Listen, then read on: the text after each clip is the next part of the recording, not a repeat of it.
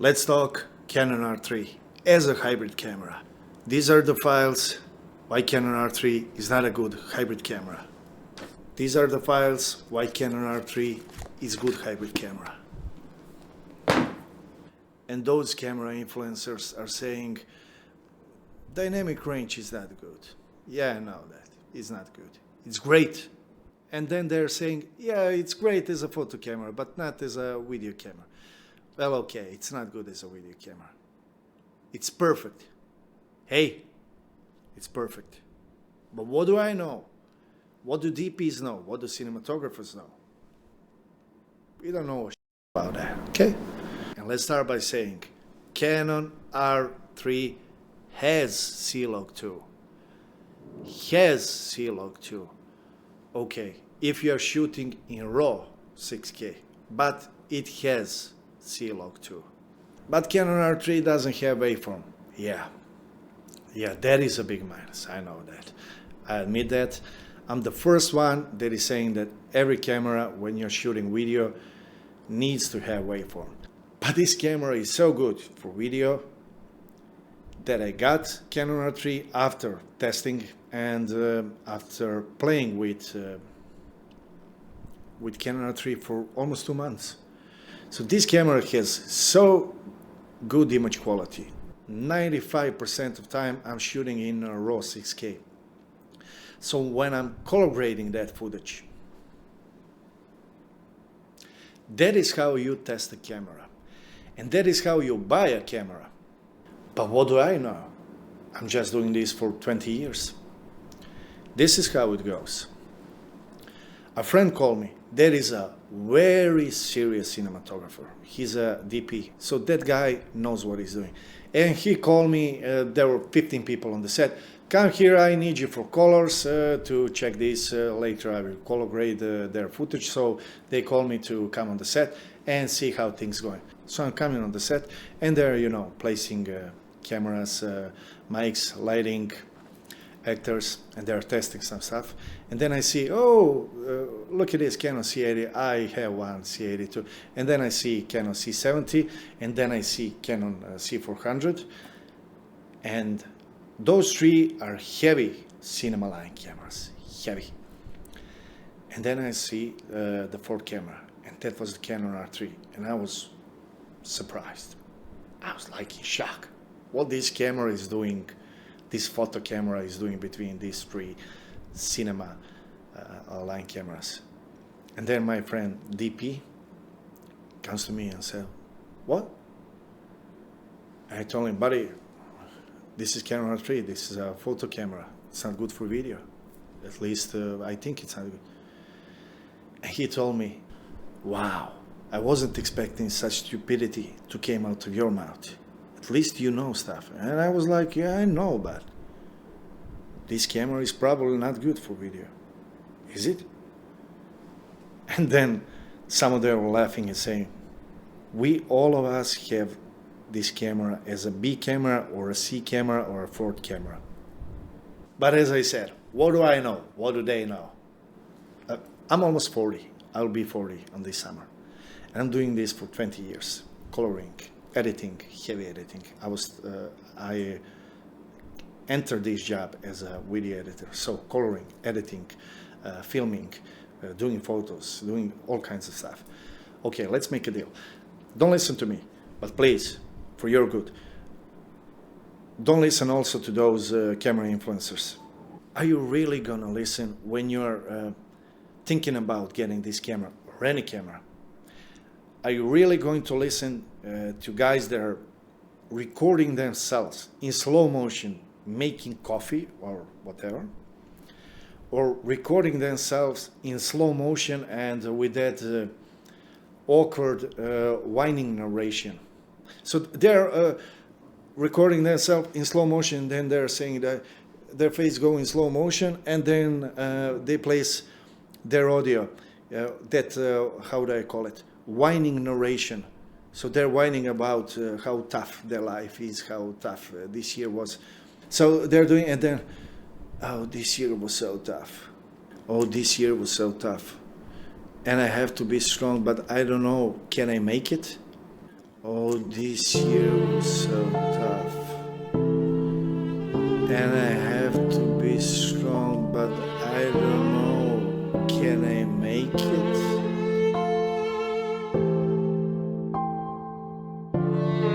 Most of guys on this platform were saying about this camera, it is great that Canon implemented a red tail light that is right now blinking. Red tail light in front of the camera, so when I'm vlogging, when I'm shooting myself, I can see it's recording. So I know that I haven't forgot to press record. What's going on there? Are you an idiot? How can you forget to press record? And even if you forget, you have on the screen, and I'm watching right now this screen, this shot with Canon R3, you have rec saying REC. So it says on the screen. And you have red dot on the screen. But what do I know? What do I know? All I want is for youngies coming into videography, coming into photography, to use proper gear and to watch true guys doing real shit with cameras, doing real stuff with cameras. So if a fucking DP says that Canon R3 is great for video and he's using it on the set, how can I tell him, no, that is a photo camera that can record video? You have 6K RAW, beautiful, UK 4K log footage, 4K 60 with this camera. Woo!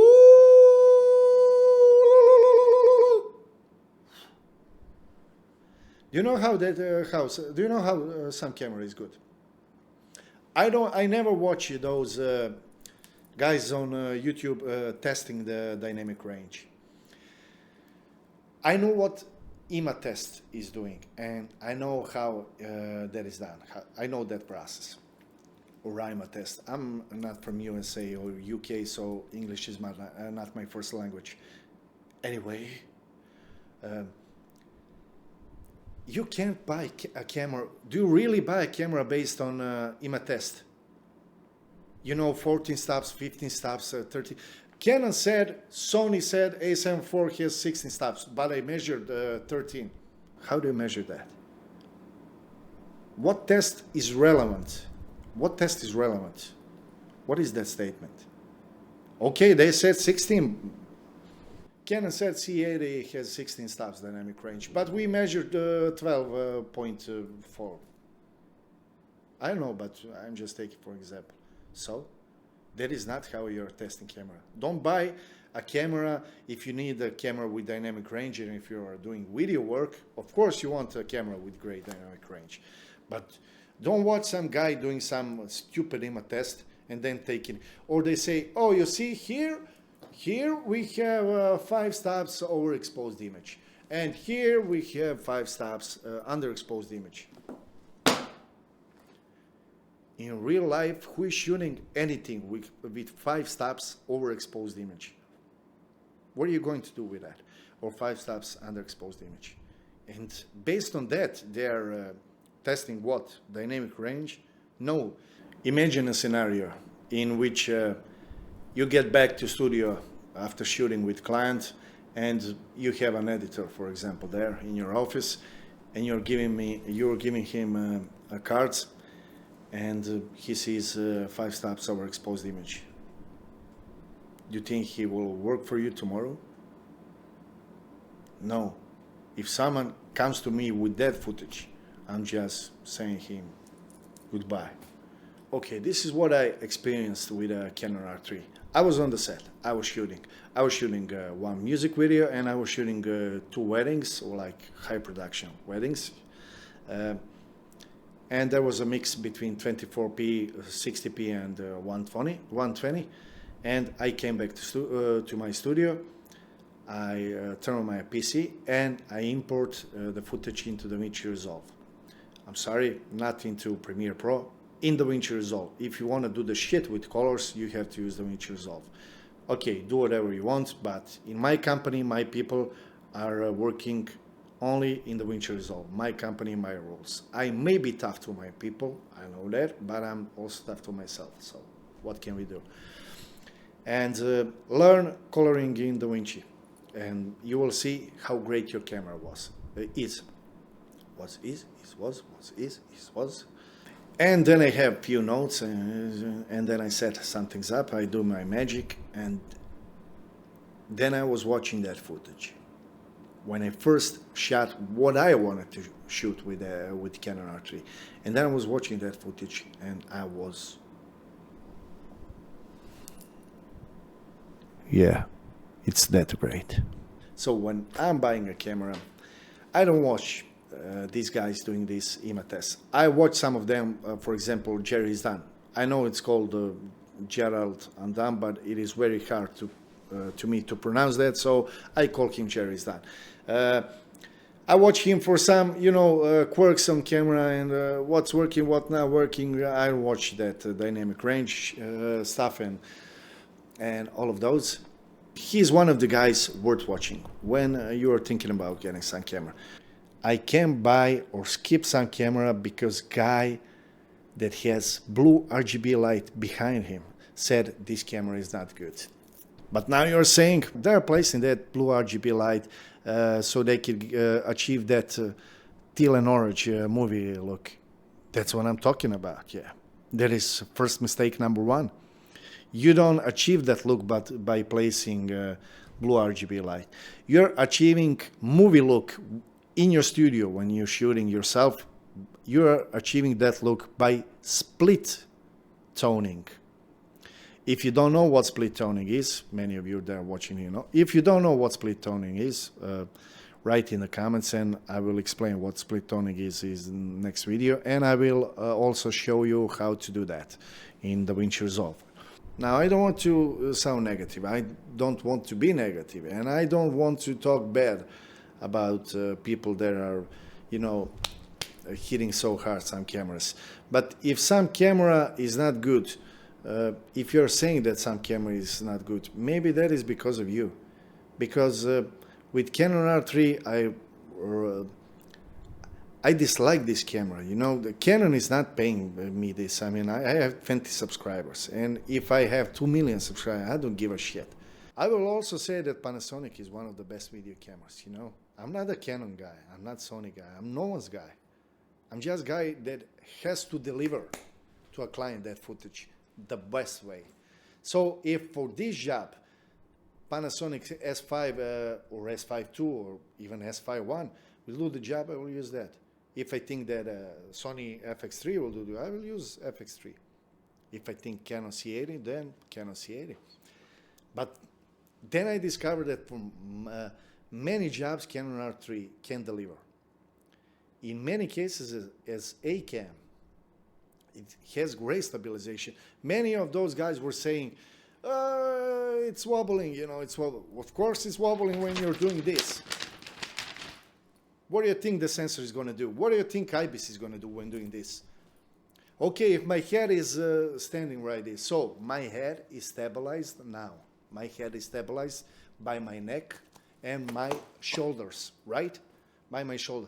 But if some guy 7.2 fits foot stall come and start shaking me and start beating up my ass, what do you think my head is gonna do? Is it gonna stay like this? No, it will be doing all kinds of stuff. So don't do this with camera. They want to do panning and great stuff, and it's wobbling. When I was doing running and gunning, why are you running with the camera? What are you shooting? I mean, are you chasing trains? I don't understand that. What kind of test, what is that piece of shit? So some of those guys were making some footage with Canon R3 in RAW 6K. And then they went back to edit those footage. And it looked bad. But that is not because of camera. They shot that footage pretty well. And they exposed it well. But then what did they do? What's wrong with that footage? The camera is not bad. The camera did its job. So the job of the camera is to record great footage, whatever you're shooting. The camera job is to deliver great picture My job is to expose that picture very well and to find frame and composition. But no, then they applied their own LUT, which, by the way, all of them are selling on this platform. So they apply their LUT, and then they're saying, whoa, look at it, this is just bad picture. This camera, you know, well, maybe your LUT is bad. Maybe your LUT is terrible. Okay, not maybe, it is. It is bad. It is terrible. If you're thinking about getting this camera for both stills and video, you will really do some great job with this. There is some very good choice. 6K RAW, beautiful picture. 4K 60p, amazing picture.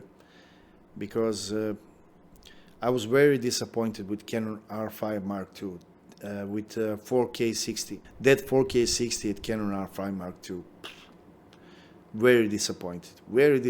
Some weird chromatic aberration, some weird color fizzling, shifting, I don't know.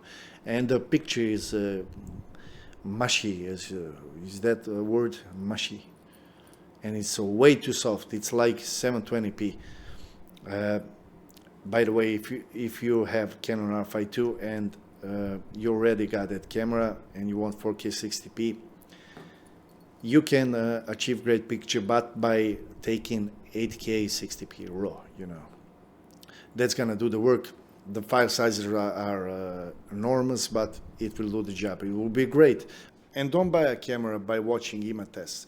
Image test, I know the process of image test. I know how it is measuring those dynamic range stops, but it is bullshit. It is really bullshit. You know, if Sony or Canon for some cameras said we measure 16 stops, okay, they are lying, of course, but it's not important. And the image test is saying 13, then there is big difference. It is not 13, believe me, it's higher. It's way higher. And even if it's not, that is not how you measure dynamic range. How you measure dynamic range is a real footage. You take some real footage that you exposed well, and then you came back, you enter that footage, you go in the color section, and you start grading. You start lowering offset, raising offset, lowering gamma, raising gamma, lowering shadows and highs, and playing with this. Then you see what you're gonna do. And with Canon R3, when I started doing secondary adjustments, which are playing with colors, well, I was really surprised. That is the moment when I figure out why those guys, my friends that are DPs, are using Canon R3 as a B cam, C cam, 4 cam, whatever. When I started grading, then you can see how great dynamic range this camera has. Really is. I think this is all for today. So these are the files why Canon R3 is not good hybrid camera. And remember, and I really mean this is the files why it is a perfect hybrid camera. If you want to take just one camera and you're thinking about Canon R3, take it, just take it. So good morning, good afternoon, good evening, whatever it happen to be, and see you next time.